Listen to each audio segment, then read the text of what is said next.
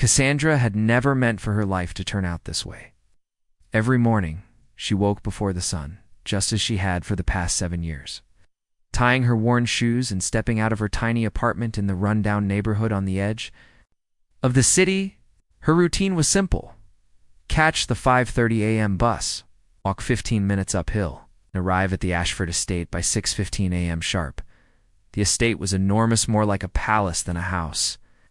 The kind of place that made Cassandra, even after years of working there, feel small and invisible. Owned by billionaire tech mogul Lucas Ashford, it had marble floors that echoed her every step, chandeliers that sparkled like frozen fireworks. In more rooms than she could count, Cassandra worked quietly, efficiently. She scrubbed, polished, and dusted without being noticed. She wasn't hired to be seen. Her job was to keep the house immaculate and to stay out of sight unless summoned. Lucas, for his part, barely acknowledged her existence.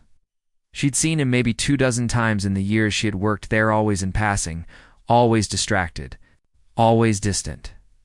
He was a man with the world at his feet, young, brilliant, handsome, in a cold sort of way. And as far removed from Cassandra's world as the moon is from the earth. But one Friday morning, everything changed. It started with a phone call Cassandra had received just before boarding the bus. Her sister Tanya was in tears. Cassandra's nephew Jay Malone Lee, 12 years old, was in the hospital. He had collapsed at school, and the doctors suspected a rare heart condition. They needed to transfer him to a better facility urgently, but the ambulance company demanded upfront payment, a few $1,000s, and money Cassandra didn't have. Tanya had already tried calling everyone. Loans were denied. No one in there. Family had savings. The boy was in pain, and time was running out.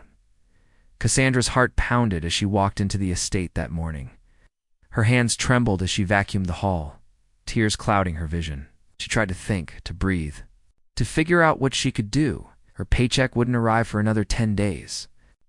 Even if she pawned her belongings, it wouldn't be enough. She needed help. She needed a miracle. Around 9:30 a.m., she passed the garage on her way to the laundry room. The garage door was slightly open, as it often was when Lucas left for meetings. And there it stood. His prized Ferrari LaFerrari, Aperto glimmering red. Polished like a ruby in the sun, worth over $2 million. It was the car Lucas never let anyone touch. Not even his driver. He parked it himself, cleaned it himself. Worshipped it. And for the first time in her life, Cassandra wasn't thinking straight. Her thoughts were spinning, wild and desperate. She didn't want the car. She didn't care about luxury or speed or the price tag. All she saw was a solution: fast transport.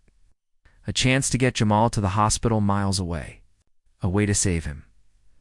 Without fully realizing what she was doing, she stepped into the garage. The keys were in the ignition. Lucas must have been distracted that morning. Her hands hesitated for a second before gripping the steering wheel. She told herself she would return it. Just a quick trip, just this once. It's just to get Jamal to the hospital in time. She pressed the ignition button, and the beast roared to life. Cassandra had never driven anything more powerful than a used Toyota. But she'd watched Lucas enough times.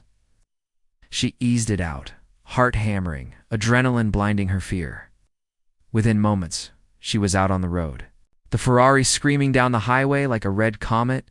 The hospital staff were stunned when she pulled up outside. She didn't explain. She didn't have time. She ran inside, found Tanya and Jamal, and within minutes, the boy was in a top-tier emergency room as Cassandra waited in the sterile hallway. She felt the weight of what she had done begin to crash.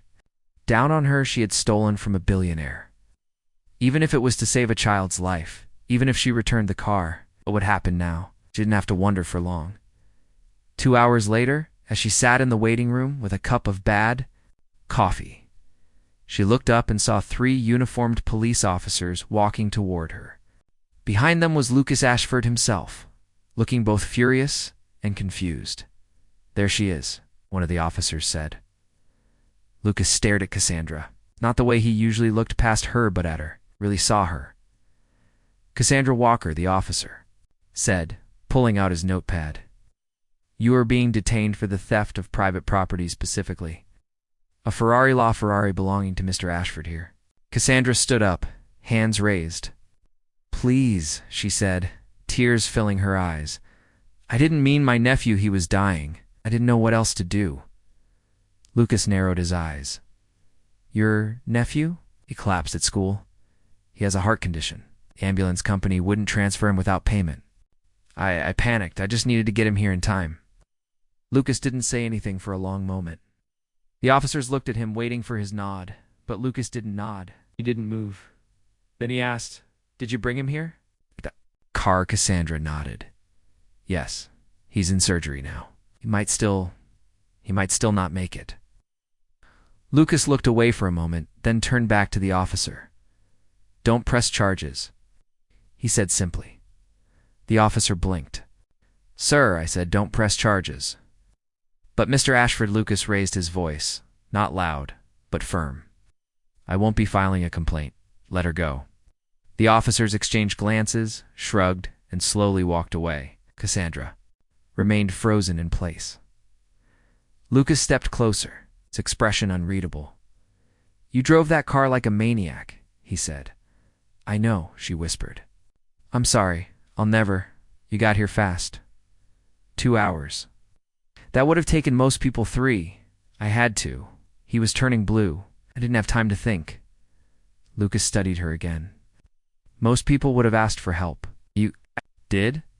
But no one answered. Not in time. There was a long silence. Finally, Lucas said, Come with me. He led her out of the waiting room and into a private lounge nearby. For the next half hour, they sat while Cassandra explained everything. Her family, her neighborhood, her worries, her job, her fears. Lucas listened, really listened. He had always thought of his employees in terms of roles made. Cook, groundskeeper, not as people. But now, in front of him, was a woman who had risked everything, not for greed. Not for thrill, but to save a life. That night, Jamal survived the surgery. The doctor said another hour, and it would have been too late. Lucas visited the boy himself, quietly, without press. And when he left the hospital, he asked Cassandra a single question. How would you feel about working for me directly, not as a maid but as my family liaison manager? Cassandra blinked. What does that mean? Means I want you to help manage my charity foundation. I need someone who understands the real world. Someone who knows what it's like to struggle. I can't trust someone who's never had to choose between dinner and rent. Cassandra stared at him, overwhelmed. Why me? Because you stole my Ferrari, he said with a half smile. And it was the best decision you could have made. Over the next few months, everything changed.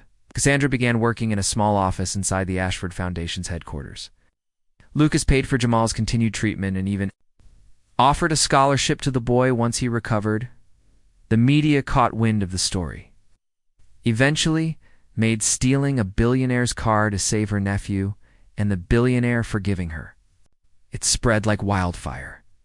But Lucas never gave interviews. He refused all talk shows. He let Cassandra decide how much of the story the world would know. When asked about it during a business conference months later, Lucas gave a simple reply.